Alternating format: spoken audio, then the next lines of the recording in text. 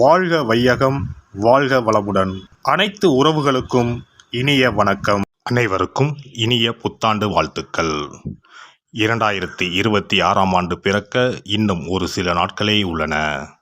ஒரு வருடம் என்பது சாதாரண விஷயம் கிடையாது. 12 மாதங்களில் ஒருவரின் வாழ்க்கை மேலேயும் போகும், சரிந்து கீழேயும் போகும். 12 மாதங்களில் ஒருவரின் வாழ்க்கை தலைகீழாக கூட மாறும். அந்த வகையில் உங்கள் வாழ்க்கையில் என்ன மாதிரியான மாற்றங்கள் எல்லாம் நடக்கும், உங்களுக்கு எதில் ஏற்றம் ஏற்படும், எதில் சறுக்கல் ஏற்படும் என்று சற்று விரிவாக காண்போம். இந்த ஆண்டின் தொடக்கத்தில் கிரகநிலைகள் என எடுத்துக்கொண்டால், குடும்பஸ்தானத்தில் சந்திர பகவானும், சகோதரஸ்தானத்தில் குரு பகவானும், புத்திரஸ்தானத்தில் கேது பகவானும், பாக்கியஸ்தானத்தில் சூரியன், செவ்வாய், புதன், சுக்கிர பகவானும் உள்ளனர். லாபஸ்தானத்தில் ராகு பகவானும் சனி பகவானும் உள்ளனர். குரு பகவான் 5ஆம் பார்வையாக துலாம் ராசியையும், 7ஆம் பார்வையாக தனுசு ராசியையும், 9ஆம் பார்வையாக கும்ப ராசியையும் பார்வையிடுகிறார். சனி பகவான் 3ஆம் பார்வையாக மேச ராசியையும், 7ஆம் பார்வையாக சிம்ம ராசியையும், 10ஆம் பார்வையாக விருச்சிக ராசியையும் பார்வையிடுகிறார். இந்த கிரகங்களின் அமைப்பு மற்றும் பார்வையினால் உங்கள் வாழ்வில் ஏற்படும் சுப மற்றும் அசுப பலன் என்ன என்பதனையும், அசுப பலன் ஏற்படுமாயின் ராசிக்காரர்கள் செய்ய வேண்டிய பரிகாரம் என்ன, வழிபட வேண்டிய தெய்வம் யார் என்பதனை பற்றியும் முழுமையாக காண்போம்.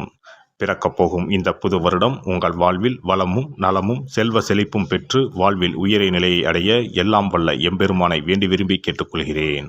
எந்த ஒரு காரியத்திலும் துல்லியமாக செயல்படும் துலாம் ராசி அன்பர்களே, இந்த ஆண்டு விடாமுயற்சியால் நினைத்த சில பணிகளை முடிப்பீர்கள். புதிய வாகனம் மற்றும் வீடு வாங்குவதற்கான வாய்ப்புகள் ஏற்படும். பூர்வீக சொத்துக்களில் இருந்த பிரச்சனைகள் சுமூகமாக முடியும்.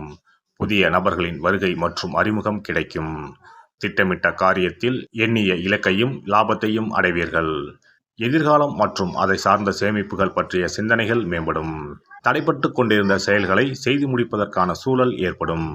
மனதில் சில நேரங்களில் ஏற்படும் எண்ணங்களை மற்றவர்களிடம் பகிர்ந்து கொள்வதன் மூலம் தெளிவு கிடைக்கும். பணிகளில் இருப்போருக்கு எதிர்பாராத இடமாற்றம் நேரலாம். சகோதர சகோதரிகளிடம் விட்டு கொடுத்து நடந்து கொள்ளுங்கள். பணிபுரிவோருக்கு இந்த ஆண்டு எதிர்பாராத புதிய வாய்ப்புகள் மற்றும் புதிய தொழில்நுட்பம் சார்ந்த விஷயங்களை பற்றிய புரிதல் உண்டாகும். பணிகளில் இருந்து வந்த நெருக்கடியான சூழ்நிலைகள் குறையும். வயதிலும் அனுபவத்திலும் குறைவாக இருப்பவர்களிடம் சூழ்நிலைக்கு ஏற்ப விட்டு கொடுத்து செல்வது உங்கள் மீது நன்மதிப்பை மேம்படுத்தும். தேவையற்ற செயல்பாடுகளில் தலையிடுவதை தவிர்ப்பதன் மூலம் நற்பெயர் அதிகரிக்கும். வியாபாரிகளை பொறுத்தவரை இந்த ஆண்டு வியாபாரத்தை அடுத்த நிலைக்கு கொண்டு செல்வதற்கான வாய்ப்புகள் கிடைக்கும். மற்றவர்களின் கருத்துக்களில் உள்ள உண்மைகளை புரிந்து முடிவுகளை எடுப்பது அவசியம். வர்த்தக விஷயங்களில் ஆலோசனை பெற்று செயல்பட வேண்டும்.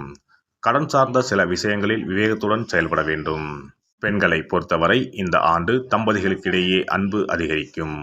புதிய வீடு வாங்குவது தொடர்பான சிந்தனைகள் மேம்படும். நண்பர்கள் மற்றும் நெருக்கமானவர்களுக்கு உதவும் போது சிந்தித்து செயல்படவும். மற்றவர்களுக்கு ஆலோசனை கூறுவதை குறைத்து கொள்ளவும். சந்தேக உணர்வினால் நெருக்கமானவர்களிடம் சிறு கருத்து வேறுபாடுகள் தோன்றி மறையும். பணிபுரியும் இடத்தில் விவேகத்துடன் செயல்படவும்.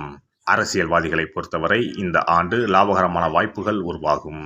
அதிகாரமான பேச்சுக்களை குறைத்துக் கொள்வது உங்கள் மீதான நன்மதிப்பை மேம்படுத்தும். புதிய முயற்சிகளில் இழுபறியான சூழல்கள் உருவாகும். உடல் ஆரோக்கியத்தில் கவனமாக இருக்க வேண்டும். தேவையற்ற பழக்க வழக்கங்களை தவிர்ப்பது நன்மையை தரும். கலைத்துறையில் இருப்பவர்களுக்கு இந்த ஆண்டு முயற்சிக்கு உண்டான பலன்கள் கிடைக்கும். வரவுகளில் இருந்த தாமதங்கள் மறையும். கலகலப்பான பேச்சுக்கள் மூலம் புதிய வாய்ப்புகளை பெறுவீர்கள். பிறமொழி மக்களின் ஒத்துழைப்புகள் கிடைக்கும். மாணவர்களை பொறுத்தவரை இந்த ஆண்டு கல்வியில் நல்ல முன்னேற்றமான சூழல் உருவாகும். உயர்நிலை கல்வியில் இருந்து வந்த குழப்பங்கள் மறையும். ஆராய்ச்சி தொடர்பான கல்வியில் திறமைக்கேற்ப முன்னேற்றம் உண்டாகும். முதுநிலை கல்வியில் சூழ்நிலை அறிந்து விட்டு கொடுத்து செல்வதன் மூலம் ஆதாயமான பலன்களை பெறுவீர்கள். இந்த வருட கிரக அமைப்புகள் அடிப்படையில் துலாம் ராசி அன்பர்களுக்கு திட்டமிட்ட காரியங்கள் எண்ணிய விதத்தில் நடைபெறும். உடன்பிறப்புகள் ஆதரவாக இருப்பார்கள். மறதி தொடர்பான பிரச்சனைகள் அவ்வப்போது தோன்றி மறையும்.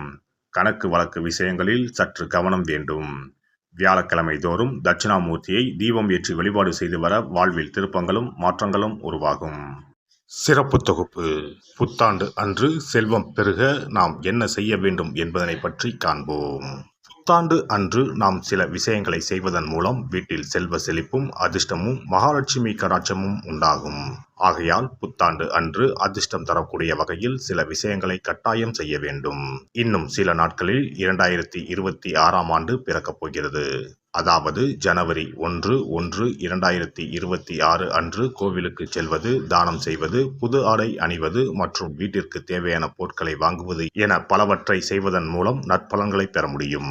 பொதுவாக பெரும்பாலான வீடுகளில் எதிர்மறையான எண்ணங்கள் எப்போதும் இருந்து கொண்டே இருக்கும். இதனால் வீட்டில் அதிர்ஷ்டம் என்பதே இருக்காது.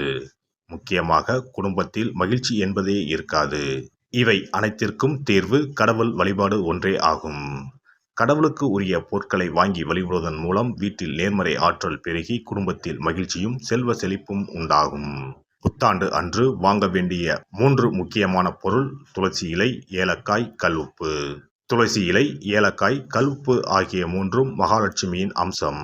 ஆகையால் வருடத்தின் முதல் நாள் அன்று மேற்கூறிய 3 பொருட்களை வாங்குவதன் மூலம் வீட்டில் செல்வ செழிப்பு உண்டாகும். துளசி இலையை வாங்கி வந்து பூஜை அறையில் பெருமாளுக்கும் ஆண்டாளுக்கும் வைத்து வழிபட வேண்டும். அடுத்து ஏலக்காய் வாங்கி வந்து பூஜை அறையில் விளக்கின் அருகில் வைத்து வழிபட வேண்டும். செல்வ செழிப்பு உண்டாக்குவதில் கல்உப்பு முக்கியமான பொருளாகும். ஆகையால் கல்உப்பை வாங்கி கட்டாயமாக பூஜை அறையில் வைத்து வழிபட வேண்டும். வாங்க வேண்டிய பிற பொருட்கள் என எடுத்துக்கொண்டால் மல்லிகைப்பூ, மஞ்சள், குங்குமம், சர்க்கரை, இனிப்பு, பசும்பால், குத்துவிளக்கு ஆகியவற்றையும் வாங்கலாம். புத்தாண்டு அன்று அதிகாலை எழுந்து குளித்து பிரம்ம முகூர்த்தத்தில் பூஜை அறையில் விளக்கேற்றி வழிபட வேண்டும். அடுத்து கோவிலுக்கு சென்று அபிஷேக பொருள் வாங்கி கொடுத்து தரிசனம் செய்ய வேண்டும். முக்கியமாக புத்தாண்டு அன்று ஏழை எளியவர்களுக்கு தானம் செய்ய வேண்டும். மேலும் அறுசுவை உணவுகளை சமைத்து கடவுளுக்கு படையலிட்டு வழிபடுவது நல்லது. புத்தாண்டு அன்று பிறருக்கு கடன் தரக்கூடாது. நல்ல நாட்கள் மற்றும் விசேஷ நாட்களில் பிறருக்கு கடன் கொடுப்பதன் மூலம் வீட்டில் அதிர்ஷ்டம் குறையும். ஆகையால் சுப நாட்களில் பிறருக்கு கடன் அளிப்பதை முற்றிலும் தவிர்த்து விடுங்கள்.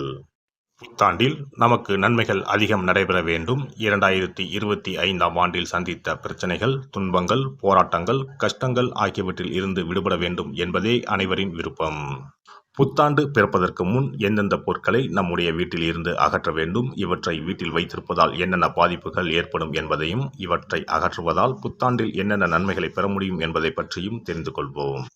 வீட்டில் இருந்து உடைந்த அல்லது சேதமடைந்த பொருட்களை அகற்றுவதால் துர் அதிர்ஷ்டங்கள் ஏற்படுவதில் இருந்து விடுபடலாம். இவைகள் எதிர்மறை ஆற்றல்களை எளிதில் ஏற்கக்கூடியவையாகும். உடைந்த பொருட்கள், பழுதான சாதனங்கள், விரிசல் விழுந்த கண்ணாடி, உடைந்த நாற்காலி ஆகியவற்றை வீட்டில் இருந்து அப்புறப்படுத்திவிட்டு புதியவற்றை வாங்கலாம். நல்ல நிலையில் இருக்கும் பொருட்களாக மாற்றுவதால் வளர்ச்சி, நேர்மறை ஆற்றல்கள் ஏற்படும். பழைய துணிகள், புத்தகங்கள், பாத்திரங்கள் ஆகியவற்றை வீட்டில் இருந்து வெளியேற்றி விடலாம்.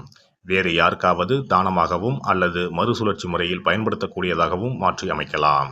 இதனால் நேர்மறையான விஷயங்கள் எப்போதும் வீட்டில் நடந்து கொண்டே இருக்கும். தேங்கிய நீர், காய்ந்த பூக்கள் ஆகியவற்றை வீட்டில் இருந்து தூக்கி எறிவதால் எதிர்மறை ஆற்றல்கள் வீட்டில் பரவுவதை தடுக்கலாம். புதிதாக இருக்கும் மலர்கள், புதிய தண்ணீர் ஆகியவற்றால் வீட்டில் எப்போதும் புத்துணர்ச்சி நிறைந்திருக்கும், மகிழ்ச்சி மலரும். காலாவதியான உணவுப் பொருட்கள், மருந்துகள், அழகு சாதன பொருட்களை வீட்டில் வைத்திருப்பதால் வீட்டில் தேக்க நிலை, எதிர்மறையான சூழல் இருந்து கொண்டே இருக்கும். இதனால் வீட்டில் அடிக்கடி நோய்களும் வந்து கொண்டே இருக்கும். ஆரோக்கியமான சூழலை வீட்டில் உருவாக்கவும், புதிய வாய்ப்புகள், நல்ல விஷயங்கள் தேடி வருவதற்கும் காலாவதியான பொருட்களை அகற்றிவிட்டு சுத்தமான காற்று, ஆற்றல் வந்து செல்லும் வகையில் வீட்டை காற்றோட்டம் உள்ளதாக வைத்திருக்க வேண்டும். எல்லாம் வல்ல இறையருளால் நீங்களும் உங்கள் அன்பு குடும்பமும் உடல் நலம், நீலாயுள், நிறை செல்வம், உயர் புகழ், மெய்ஞானம் ஓங்கி வாழ்க வளமுடன். இந்த வீடியோ பதிவு உங்களுக்கு பிடித்திருந்தால் லைக் பண்ணுங்க, கமெண்ட் பண்ணுங்க, ஷேர் பண்ணுங்க, மறக்காம சப்ஸ்கிரைப் பண்ணுங்க, பக்கத்துல இருக்கிற பெல் பட்டனை கிளிக் பண்ணுங்க. நன்றி, வணக்கம். ஓம் நமச்சிவாய. சிவாய நம.